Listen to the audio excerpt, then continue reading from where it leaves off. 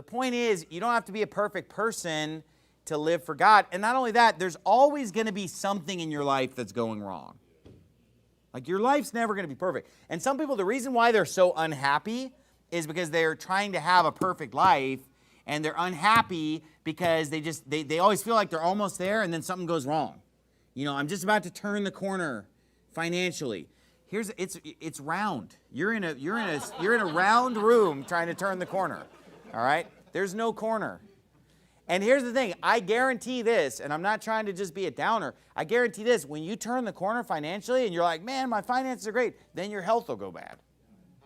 Or your relationships will go bad, or your job will go bad or something. Why? Because our life is never going to be perfect. So you have to learn, like the Apostle Paul said, in whatsoever state you are, therewith to be content. You've got to learn to be content. Don't just be like, oh man, once I get my finances straightened out, then I'll be happy. Once I can get my marriage straightened out, then I'll be happy. Once I can get my wayward children straightened out and on track, then I'll be happy. Once I can get my church, man, if I could just get in the right church, if I could just get in a church that's preaching the truth, man, then everything's going to be great. Yeah, except what about all the people that are in a great church and still whining about something else and complaining and murmuring? Why? Because there are two kinds of people in this world, people that are content and people that are not content. Amen. It has nothing to do with their circumstances. If you're the Apostle Paul, you can be content in jail, you can be content in a shipwreck, you can be content in any situation, because he said, I've learned in whatsoever state I am therewith to be content. And then other people, you can give them all these luxuries, and they're always going to find something wrong with it. Yeah. Well, but, look at Haman. Haman's the perfect example in the book of Esther. He's got 10 sons, he's got riches, power, fame, honor, and he literally says, well, none of this availeth me anything, as long as I see Mordecai the Jew, not bowing to me. So it's like one thing in his life just negates all the good things for him. And you know what? People are like that. Everything's great in their life. It's just, oh, my finances. It's like, what about your health? You're in perfect health.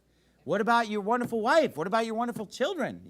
Or it's just like, oh, man, my marriage. Hey, are you saved? Are you going to heaven? Amen. Don't seek to have a perfect life, because you're going to be a super unhappy person, since it's never going to happen. You're chasing something that doesn't exist. No one's life is perfect. No one's. And the people that you envy, because all you see is what they post on Facebook, where they really polish the apple and paint a really rosy picture, guess what? You don't see all the ugly things in their life. I guarantee you that they're there. Yep.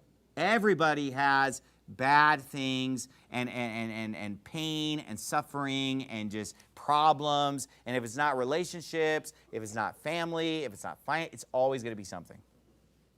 Now, you say, well, I don't know. I know some people, they just seem like they're always happy and everything's. It's not because their life's perfect.